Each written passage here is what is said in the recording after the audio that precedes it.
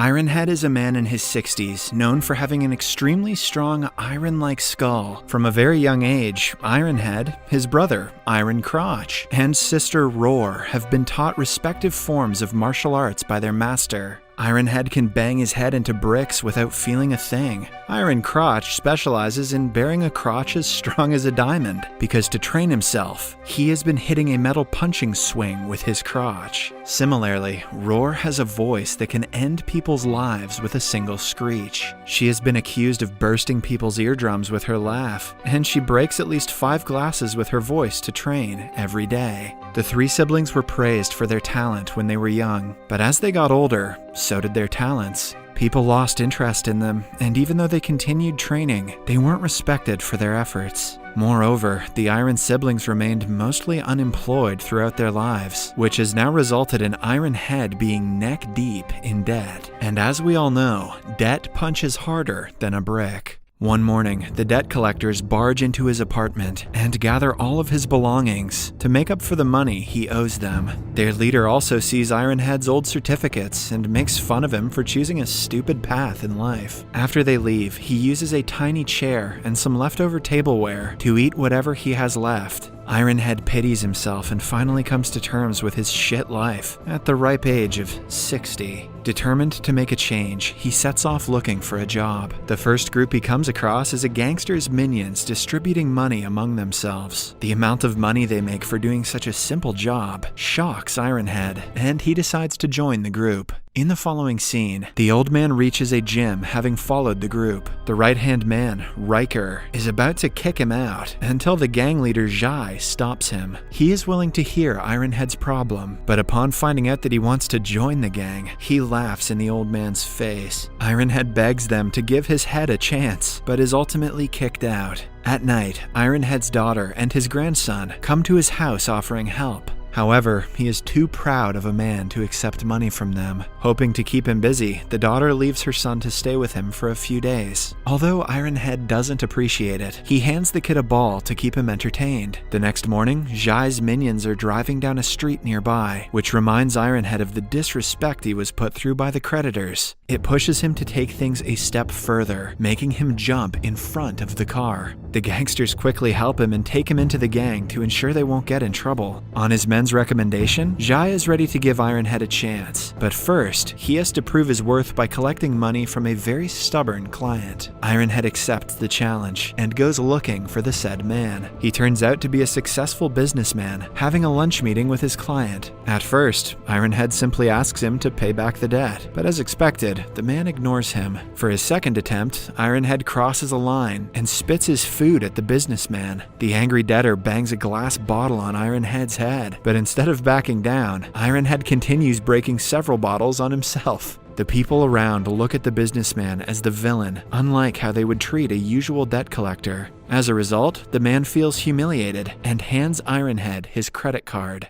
Back in the gangster's base, Jai is impressed by Ironhead's skills. He gives him a 30% commission from the money he collected and promises to increase the numbers if he continues the good work. Jai's right-hand man, Riker, burns in jealousy because of the special treatment the new guy gets. He desperately tries to change his boss's mind, claiming that Ironhead just got lucky, but the old man is still given a chance. In the following montage, we see him earning a fortune in a single month. He fills his house with expensive furniture, gadgets, and alcohol. He makes sure to hide his profession from Iron Crotch, Roar, and the Master, knowing that they won't support him. What if Iron Crotch gets mad and starts punching himself in the dick?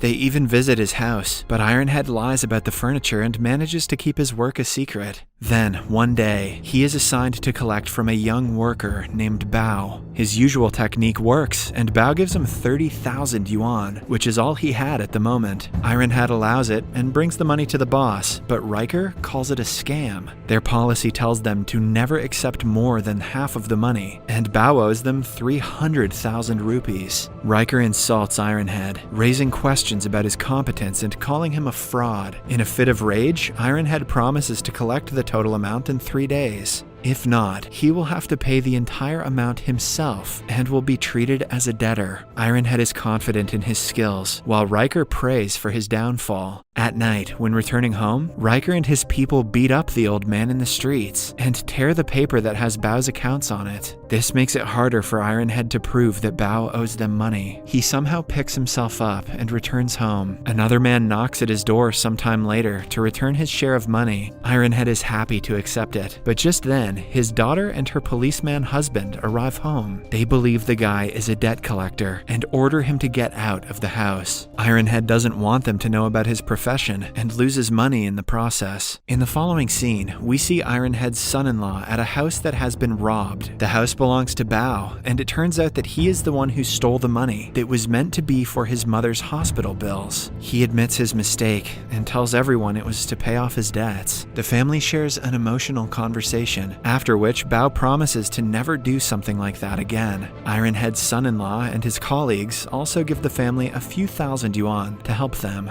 The next day, Ironhead again goes to Bao and uses his old trick to get him to pay. The commotion takes place in the middle of the street, urging people to yell at Bao to pay up. With no way out, the poor man hits himself on the head with a brick, mimicking Ironhead. The old man simply hands him a handkerchief and walks away in regret. He never wanted to use his skill for bad, and has a realization that he is turning into a person he hates. At the same time, Zhai and Riker are watching Ironhead from their car. Zhai always had his doubts regarding him, and Riker works hard to add fuel to the fire. They know for sure that he is going to fail, but plan to wait until 3 days are over to take action against him. Later that day, Iron Crotch, Roar, and the Master barge into Ironhead's home and find out how he got rich. They are disgusted that he would use his training to do something so foul. Moreover, the company he works for takes advantage of the poor and offers them loans at a disturbingly high interest. Ironhead is embarrassed to the point he wants the ground to swallow him. He hands over the remainder of his money to the Master, promising to never return to work again.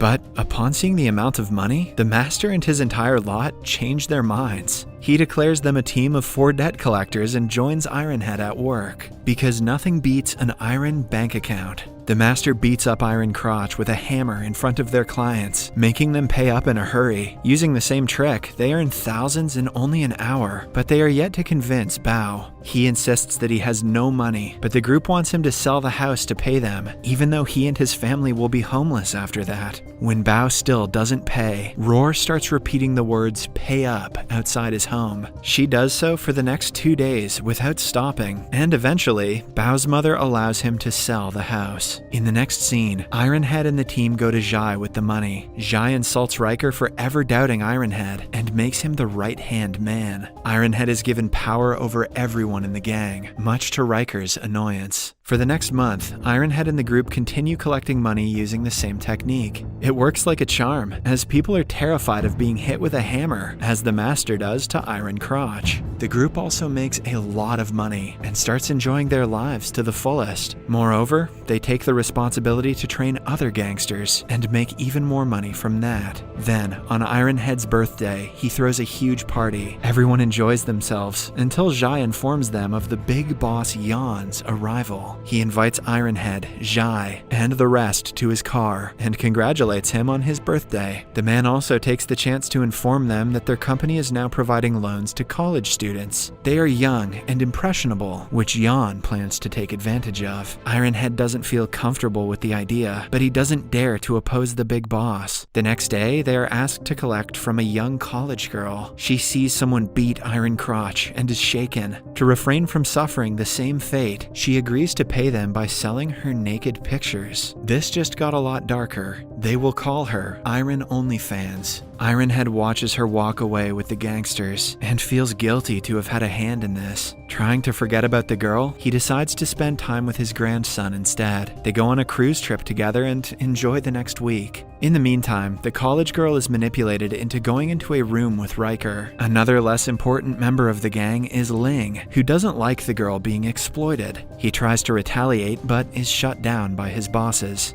After the trip, Ironhead, his grandson, and the rest of the group are walking down a beach when they come across Bao's mother and daughter living out in the open. The little girl accuses Ironhead of making her family suffer. His grandson and her get into a fight, resulting in the boy swinging a glass bottle at her. Ironhead takes the hit, and his head bleeds for the first time due to the impact. This is the last straw, and he no longer wants to associate with Jan, Jai, or their business. The next time he meets with Jan, he makes his decision clear to him. The gangster is evidently not happy about his best man quitting, but surprisingly enough, he walks away without saying anything. After that, Ironhead meets Ling, who was asked to take care of his grandson. The poor guy was beaten up by Jan's man, who kidnapped the kid. An enraged Ironhead is ready to risk everything for his grandson, but before that, he calls his daughter and asks her to remain safe. Elsewhere, we see Bao's mother receive a credit card and an apology letter from Ironhead. She can finally buy a house and stay off the streets. In the next scene, Ironhead's group barges into Jan's gym with guns. The kid is let free and the gangsters surrender because of the weapons. But then, Roar accidentally pulls the trigger, revealing that the guns are children's toys. The group is then captured and asked to take a video of college girls. Jan wants to strip them of their principles to prove they are as foul as the rest of the employees. Ironhead refuses to hold the camera and instead holds a gun to his head. Seconds before he is shot, the SWAT team drops from the ceiling, having debunked the money laundering the gang has been involved in. Finally, all the gangsters, including Jan and Jai, are arrested, and the girls are also let free. In the last scene, Ironhead moves out of his home and goes to live with his daughter's family. He, Iron Crotch, Roar, and their master vow to never use their skills hastily again. Subscribe for more videos like this, turn on notifications, and leave a like to help the channel out. Thank you for watching.